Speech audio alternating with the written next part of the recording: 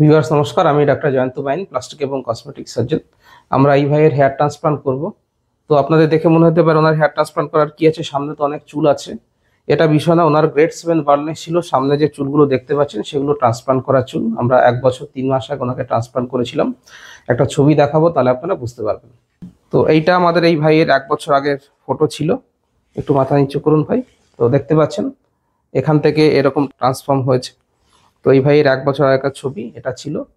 তো আমাদের খুব সুন্দর রেজাল্ট এসছে। আমরা 3300-র কাছাকাছি ফলিকেল ইউজ করেছিলাম। দাড়ি থেকেও নিয়েছিলাম, মাথার পেছন থেকেও নিয়েছিলাম, কিন্তু ওনার পেছনের অংশটা কিন্তু এখনো খালি রয়েছে। তো এই যে ক্রাউন এরিয়াটা যেটা খালি রয়েছে, এই এরিয়াটাতে আজকে আমরা ট্রান্সপ্লান্ট করব। আমরা জোন 1, 2 এবং 3-তে ট্রান্সপ্লান্ট করেছি। জোন 4A 4Bটা বাকি রয়েছে। এই এরিয়াটা ট্রান্সপ্লান্ট করার জন্য আজকে আমাদের এই ভিডিও নেওয়া। তো আপনারা যারা দেখতে চান তারা 1 বছর পরে কেমন রেজাল্ট হয় জোন 1, 2, 3-তে, বিশেষ করে গ্রেড 6, গ্রেড 7 পেশেন্টে, সেটা আপনারা বুঝতে পারছেন। এটা 1 বছর 3 মাস, প্রায় 15 মাস পরেকার ফটো। খুব সুন্দর এসছে। এটা আগে ছিল এবং এটা এখন দেখতে পাচ্ছেন। তো এই ভাইয়ের সেকেন্ড স্টেজটা আজকে আমরা করব। FUE টেকনিকে করা হবে।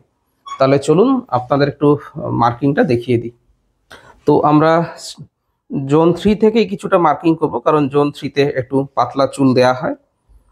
এবার আমরা এইটা মার্কিংটা কমপ্লিট করছি। আমরা বেশ কিছু বেবি হেয়ার দেখতে পাচ্ছি। এই বেবি হেয়ারগুলো হয়েছে কারণ উনি ফিনেস্ট্রাইড নিয়েছেন, PRP নিয়েছেন, ফলে সুন্দর বেবি হেয়ার এসছে।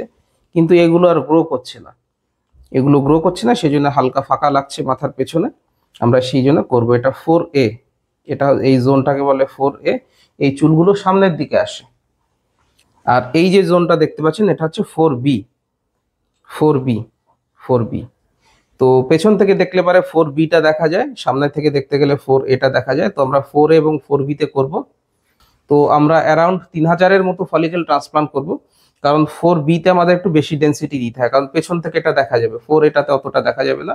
এই যে 4B যেটা এরিয়াতে রয়েছে, এখানে আমরা অ্যারাউন্ড 1800 ফলিকেল ট্রান্সপ্লান্ট করব এবং 4Aতে অ্যারাউন্ড 1200 ফলিকেল ট্রান্সপ্লান্ট করব। এবং আমরা দেখতে পাচ্ছি এই ভাইয়ের ডোনার এরিয়াটা ভালো রয়েছে।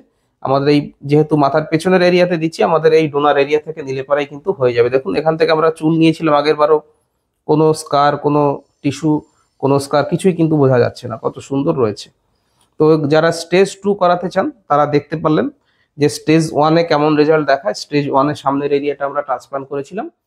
তো এই যে হেয়ার ট্রান্সপ্লান্টের যাদের গ্রেড 6, গ্রেড 7 বার্ডনেস থাকে, তাদের দুবার করতে হয়। সামনেরটা একবারে 3000 থেকে 3500, পেছনেরটা আর একবার 3000 মতো।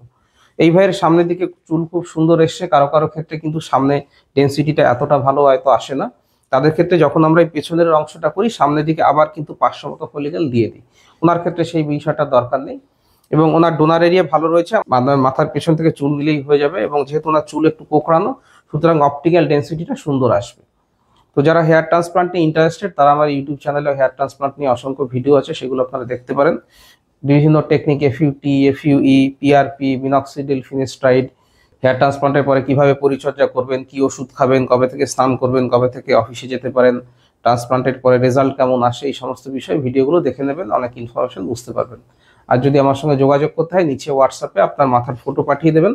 আমরা দেখে আপনার কোন গ্রেডের বার্ডনেস, কতগুলো ফলিকেল লাগবে, কত খরচ হবে, সমস্ত ডিটেলস বলে দেবো। ভিডিওটা ভালো লাগলে লাইক করবেন, শেয়ার করবেন, চ্যানেলটাকে সাবস্ক্রাইব করবেন। ভিডিওটা দেখার জন্য ধন্যবাদ। নমস্কার।